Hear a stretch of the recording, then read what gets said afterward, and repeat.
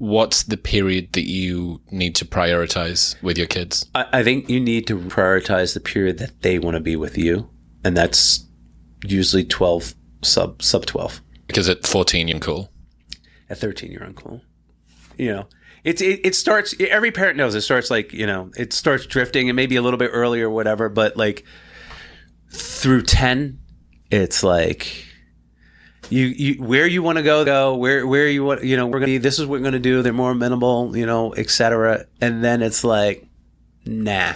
One morning you wake up and you're the lamest person in the world. You don't know anything, Dad. You don't know anything. You may have money, but you don't know nothing, Dad. That's dumb.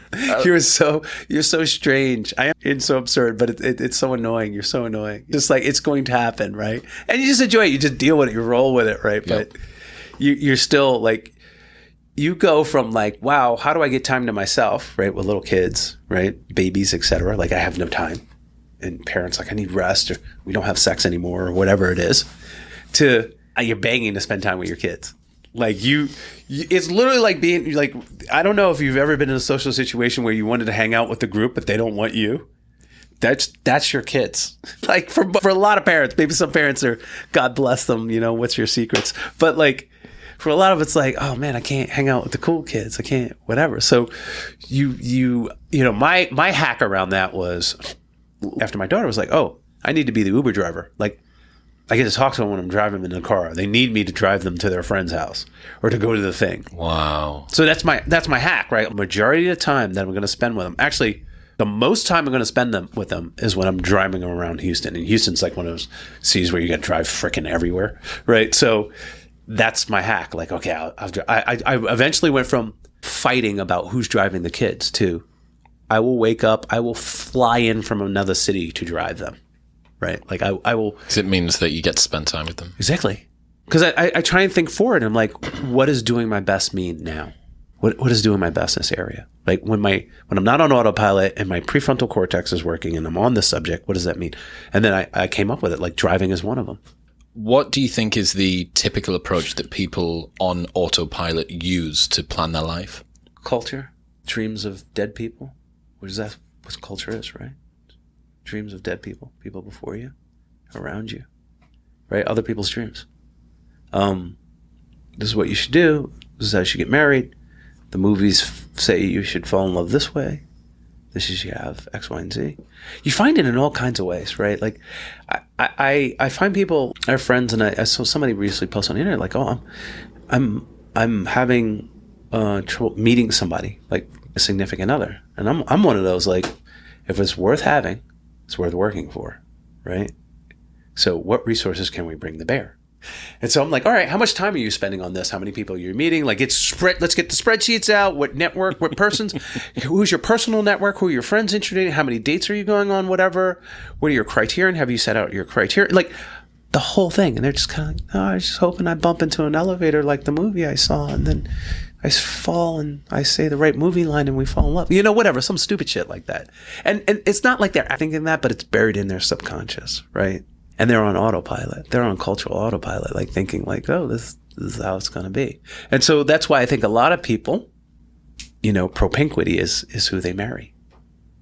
Somebody at work, somebody on the way to work, etc. Where I'm just like, wow, we live in a world where you can meet anybody from anywhere and travel. And your range is, you know, there's all these tools you can have to meet people and all these apps and services, etc. And you have a much bigger filter and you can be much more deliberate. You can be much more vulnerable and you can get out there and, you know, so I think people are on autopilot in some of the most important areas of their lives. What like? Well, one is dating. Who are you going to marry? I can't think of a more important decision. When they're going to have kids, right? Oh, we just got married, you know, not really planning it. And it's not like it's like unplanned pregnancy, like we need to see a doctor type of thing, but just like, is this the best year? Is this the best year? Right? Right? Just kind of come with, does this fit into like your doctorate dissertation or whatever, you know, things like that, right? Just even ideas of like, who says I love you first, etc. Like everything is just this cultural programming. What foods you eat, what you like. We're all going to die. Most will have all these mini deaths, right? These seasons of our life. The single you, the parent of a young child, the first job, the unemployed you, the first job you, the first business you, right?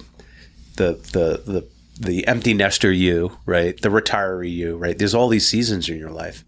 And so when you think about your life in seasons, if how they fit together and how we optimize each period, then you're going to have a much more overall better optimization for your entire life, right? You're not going to be like, holy shit, the young kid season, I fucking missed out on 50 more stories I should have read, right? And I don't have that. I don't have that bond. And it's not like I'm going to be able to pop my 13-year-old or 16-year-old on my knee.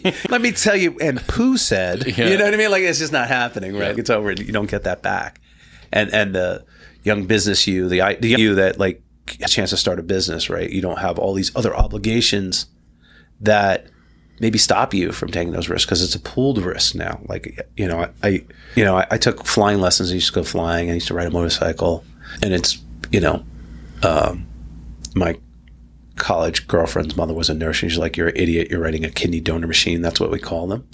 But at that age, I could take that risk, right? It's only reckless for you. It's only reckless for me, right? The same laws of physics that govern my body, right? The fact that most of us reach mental maturity at 28, physical peak maturity at 33, and then we're in plateau and decline.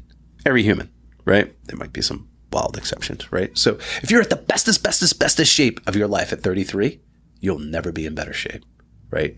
Technology notwithstanding, right? So, and then their ability enjoy experiences, certain experiences will decline as they age, right? They have that same lifespan, arc lifespan, deterioration, etc., right? And they also get the memory dividend, right? Using the memory dividend investing earlier. And so if you live to like 86 or 90 and you die, and then you give your money, kids, people say, I'm working for my kids. What about their inheritance? I'm like, well, what about your fucking kids? You want to give money to a 60-year-old? 56? Like, eat a bag of dicks. Sorry. Am I supposed to say this on this podcast? I'm like, what the fuck are you talking about? That's not thinking about your kids, right? We want to have maximum impact, maximum experiences, right?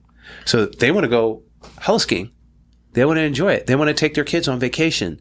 There are all kinds of have. Also remembering consumption smoothing. Correct. The dollar amount will be more valuable the earlier you give it to them. Correct. So it's really about what is the most fulfilling time to give them the money. And you being able to enjoy the reflective glow of the money that you've given to your kids while you can still do a thing. I agree. That's more of a selfish way of doing it, but that is part of it, right? Like you get tell I'm an only child. Yeah, exactly.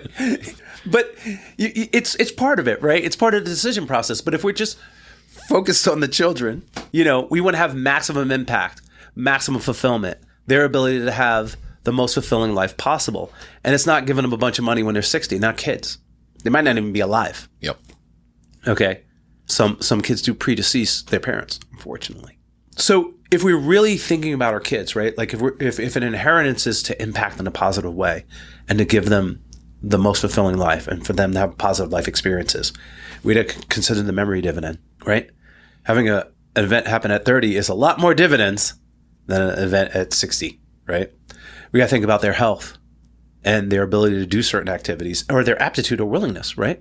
They don't want to go to a Broadway show at 60. I got to sit. It's too long. It hurts my corns, whatever. I don't want to be in New York. The noise, it bothers me, right?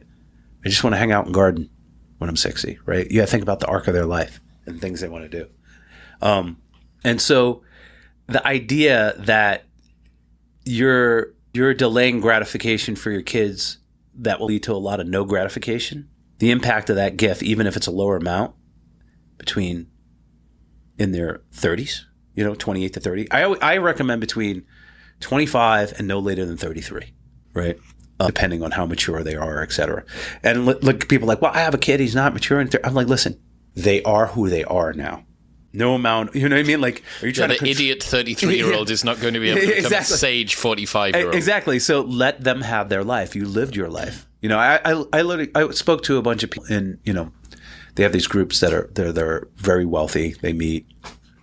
And I can only talk about what I talked about. But I was like, fuck you, dude. You live your life. Let your kid live his life. You trying to control him from the grave? Is that what you're trying to do? You're trying to control him with money? Like, do you want to give them money and let them have their ride and their adventure or not? Not this, I'm 90 and you're 62 2. It's just the dumbest fucking thing in the world. It's not really thinking about your kids, right? It's just something that culturally has happened. The king died and this guy is the new king and whatever. And then people started to have their own wealth and they started doing the same thing. I died. Now all these lands are yours, and, maybe I don't want to be a fucking farmer.